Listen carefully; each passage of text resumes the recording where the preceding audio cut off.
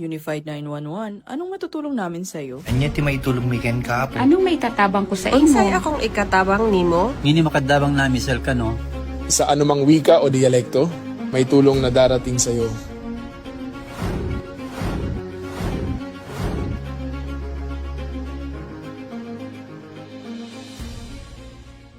Lilingkod sa bawat Pilipino at magbibigay ng tamang impormasyon para sa tahimik at maayos na Pilipinas. Police News Network, alagad ng batas, tagapagtaguyod ng balitang pulis, sandigan ng mamamayan, patnubay ng katotohanan. La Campo Crame, maghahatid ng pinakahuling kaganapan at nagbabagang balita. Ito ang PNN Police News Network. At ngayon, ang inyong mga tagapagbalita. Magandang araw, bagong Pilipinas. Ako ang inyong alagad ng batas, tagataguyod ng Balitang Pulis. Patrolwoman Jenny May Dolor mula sa Eastern Police District ng NCRPO. Maghahatid sa inyo ng tamang balita, kwento ng pulis at serbisyo para sa mamamayan. At ito ang PNP News Online, ang pangunahing balita ng Police News Network, alagad ng batas, tagataguyod ng Balitang Pulis.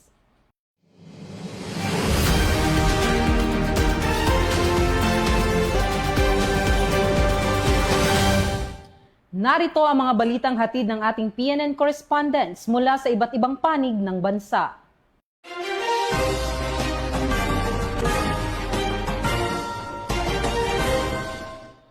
Anim na hinihinalang miyembro ng isang rent-tangay at hold-up group ang naaresto ng mga operatiba ng kapulisan sa isinagawang operasyon sa Caloocan City. Ang buong detalye ng report mula kay Patrolwoman Rezalie Umalay. Pulisya ang anim na membro ng isang grupo na sangkot sa rentangay at iba pang modus ng pang-hold up sa Mabini Street, Maypaho, Caloocan City, bandang alas 11:30 ng umaga nitong Mayo 9 taong kasalukuyan. Ayon sa ulat, isinagawa ang operasyon matapos ang intelligence-driven operation kung saan target sana ng grupo ang isang bahay ng vlogger. Nang mapansin ng mga sospek ang presensya ng pulisya, bumunot ng baril ang isa sa kanila na nauwi sa engkwentro at ikinasugat ng sospek sa kanang paa. Napag-alamang isang dismiss na pulis ang naturang sospek. Ang 5 individual naman ay agad na naaresto sa lugar, kabilang ang isang babae na umano'y sangkot din sa birthday cake modus sa Quezon City. Nahuli naman sa Karatig Barangay ang itinuturong leader ng grupo na nagmomonitor ng operasyon. Narecover sa mga sospek ang 2 baril, mga ID at 2 sasakyan na hinihinalang ginagamit sa kanilang rentangay scheme matapos mapansing may mga nakatapal na papel sa kanilang plaka.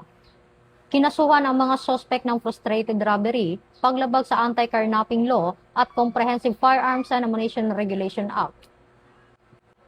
Ayon sa HPG, isang buwan nang minamanmanan ang grupo at kasalukuyan ding inaalam ang posibleng koneksyon nila sa iba pang insidente sa Region 4A at Region 3. Pinaalalahanan naman ng pulisya ang publiko na huwag basta magpapasakay, magpapasok ng estranghero at agad i-verify ang mga transaksyon o alok na rental o online deals upang maiwasang mabiktima ng kaparehong modus. Ito ang bagong PNP para sa bagong Pilipinas, serbisyong mabilis, tapat at nararamdaman. Mula dito sa Campo Crame, ako po ang inyong PNN correspondent, Patrolwoman Rezalie Umalay, nagbabalita para sa Police News Network, alagad ng batas, tagataguyod ng balitang pulis. Ito ang bagong PNP para sa bagong Pilipinas, serbisyong mabilis, tapat at nararamdaman.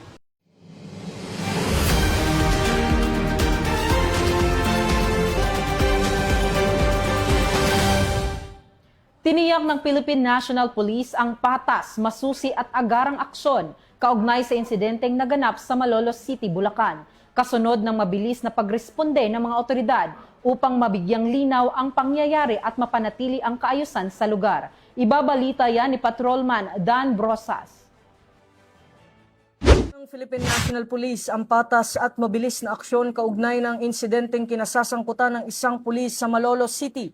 Ayon sa PNP, agad nang inalis sa pwesto, isinailalim sa restrictive custody at dinisarmahan ang sangkot na police personnel habang nagpapatuloy ang masusing investigasyon sa insidente. Kasabay nito, isinasagawa na rin ang kaukulang administrative at criminal proceedings sa pakikipag-ugnayan sa mga otoridad upang matiyak na maayos na maitatag ang lahat ng detalye at may patupad ang nararapat na aksyon ayon sa batas. Binigyan din ng PNP na hindi nito kinukonsinti ang anumang uri ng misconduct na sumisira sa tiwala ng publiko at tiniyak na pananagutin ang sinumang mapatutunayang lumalabag sa batas, anuman ang ranggo o posisyon. Nananawagan din ang kapulisan sa publiko na hayaan munang umusad ang tamang legal na proseso at iwasan ang pagpapakalat ng hindi beripikadong impormasyon na maaaring makaapekto sa integridad ng investigasyon. Ang nasabi pong insidente ay isang malinaw na paglabag sa karapatang pantao at isang malinaw na pag-abuso sa kababaihan. Ito po ay mariing tinututulan at mariing kinukundina ng aming himpilan. Ito rin po ay isang malinaw na paglabag sa umiiral na kautusan ng Philippine National Police. Ito ang bagong PNP para sa bagong Pilipinas. Serbisyong mabilis, tapat at nararamdaman. Mula rito sa PNP National Headquarters, ako ang inyong PNN correspondent, Patrolman Don Brosas, alagad ng batas, tagataguyod ng Balitang Pulis.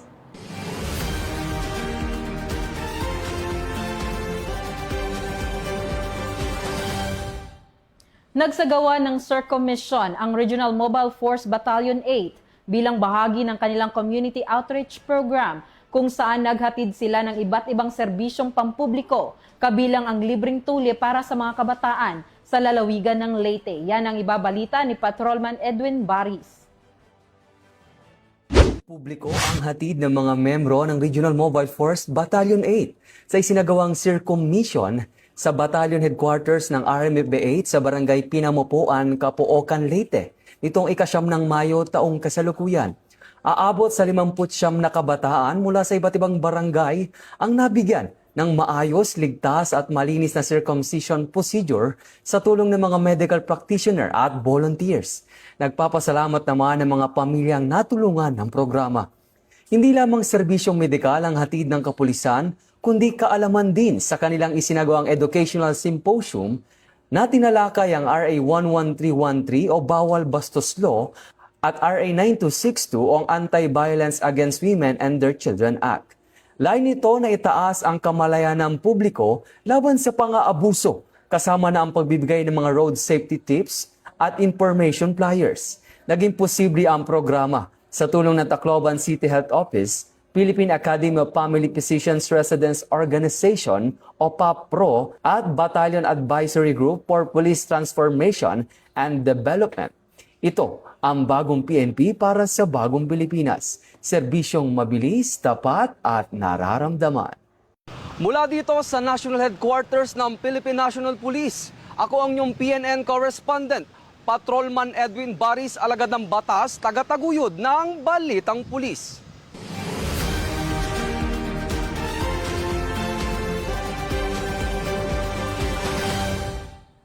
Nagsagawa ang Philippine National Police ng isang oversight committee meeting bilang bahagi ng patuloy nitong pagsisikap na higit pang mapalakas at mapabuti ang pagpapatupad ng police operations sa buong bansa. Ang buong detalye ng report mula kay Patrolwoman Resalie Umalay. Ang Philippine National Police ng Oversight Committee meeting on Enhanced Managing Police Operations kasama si Department of the Interior and Local Government, Secretary Juanito Victor C. Rimula, noong Mayo 10 taong kasalukuyan sa PNP Main Conference Room, Camp Brigadier General Rafael T. Crame, Quezon City. Dumalo ng personal sa pulong ang mga miyembro ng Command Group, Directorial Staff, NSU Directors at CRPO District Directors, habang virtual namang nakisa ang mga regional directors, city directors, provincial directors at chiefs of police mula sa iba't ibang panig ng bansa.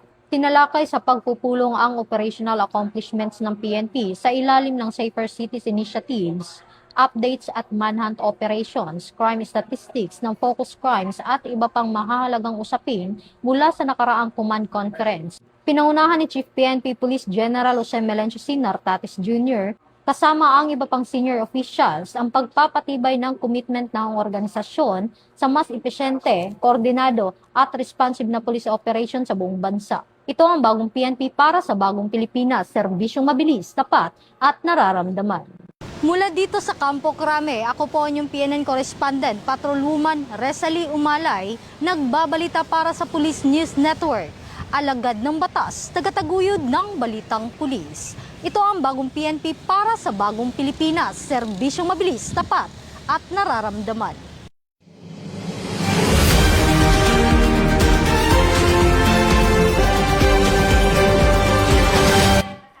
Halos 5.8 milyong pisong halaga ng mga halamang marijuana ang matagumpay na na-eradicate ng Benguet Police Provincial Office sa isinagawang operasyon sa lalawigan ng Benguet bilang bahagi ng patuloy na kampanya kontra iligal na droga sa rehiyon. Muling magbabalita diyan si Patrolwoman Resalie Umalay. Nang sunod-sunod na marijuana eradication operation ang mga operatiba ng Benguet Police Provincial Office sa pangunguna ni Police Colonel Ledon Monte sa bayan ng Atok, Bacon, Kapangan at Kibungan noong Mayo 9 hanggang 10 taong kasalukuyan bilang bahagi ng pinaigting na implementasyon ng Oplan Ultimate Grass Cutter 2026. Bunga ng operasyon, nadiskubre at na-eradicate ang kabuang 28,800 fully ground marijuana plants at 950 marijuana seedlings na may tinatayang standard drug price na 5,798,000 pesos. Sa Kibungan, matagumpay na na-eradicate ang 25,200 fully ground marijuana plants na may standard drug price na 5,040,000 pesos. Sa communal forest ng sitio Balbalnag, Badyo. Sa Kapangan naman, umabot sa 900 marijuana seedlings na may standard drug price na 36,000 pesos ang sinira sa sitio Ambalading, Pudong. Samantala, sa Bacon, magkakasunod na operasyon na ang isinagawa sa iba't ibang sitio ng Tayapa, kung saan kabuuang 3,600 fully grown marijuana plants ang na-eradicate noong Mayo 9, habang karagdagang 1,500 fully grown marijuana plants naman ang nadiskubre at sinira sa follow-up operation noong Mayo 10 sa sitio Silao. Sa Atok, nadiskubre rin ang 50 marijuana seedlings sa Gusaran, Batyo, Barangay Katubo. Lahat ng nadiskobring marijuana plants ay binunot at sinunog on-site matapos ang tamang dokumentasyon. Kumuha rin sila ng representative samples para isumite sa RFU CAR para sa qualitative examination. Patuloy namang pinaigting ng Benguet PPO ang kanilang kampanya kontra iligal na droga sa pamamagitan ng tuloy-tuloy na marijuana eradication operations sa mga liblib na lugar ng lalawigan upang mapanatili ang ligtas at drug-free na komunidad sa Benguet. Ito ang bagong PNP para sa bagong Pilipinas, serbisyong mabilis, tapat at nararamdaman. Mula dito sa Campo Crame, ako po ang inyong PNN correspondent, Patrolwoman Resalie Umalay, nagbabalita para sa Police News Network. Alagad ng batas, tagataguyod ng balitang pulis. Ito ang bagong PNP para sa bagong Pilipinas, serbisyong mabilis, tapat at nararamdaman.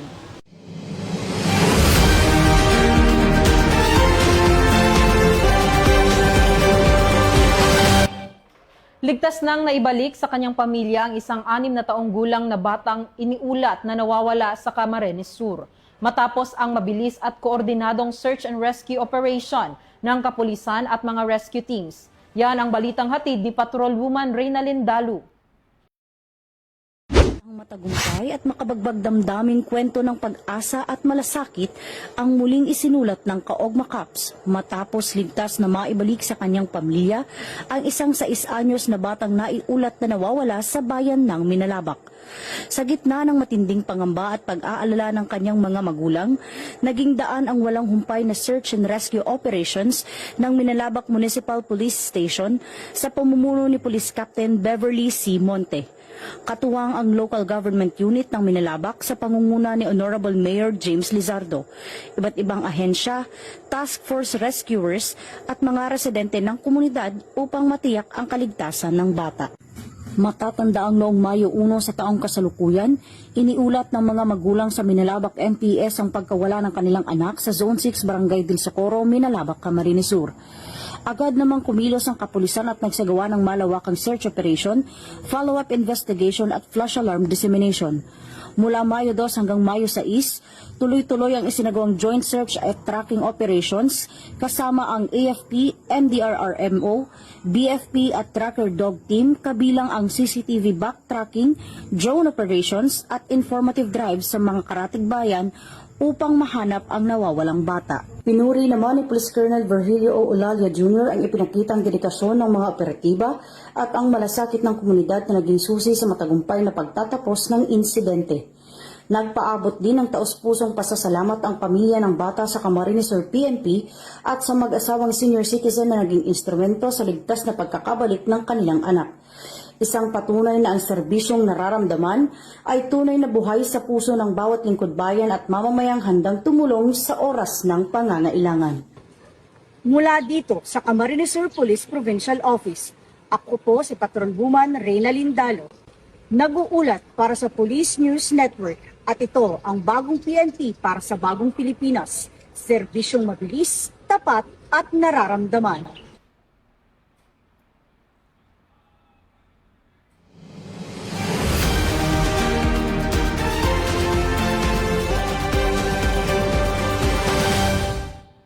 At yan ang mga balitang nakalap ng ating PNN correspondents mula sa Luzon, Visayas at Mindanao.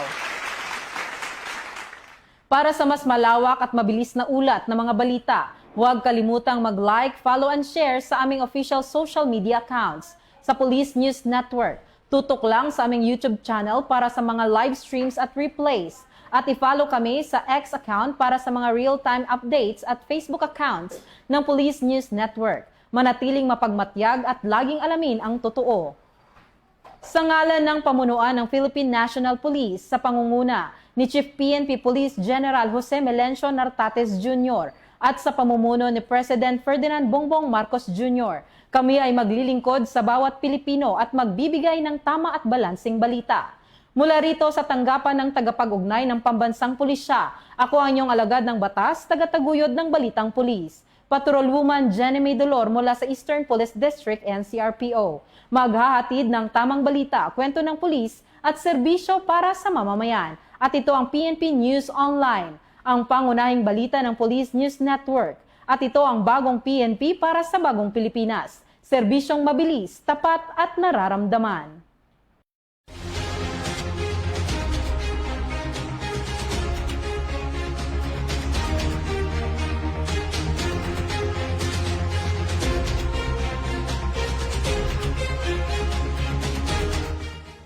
Police News Network, alagad ng batas, tagapagtaguyod ng balitang pulis.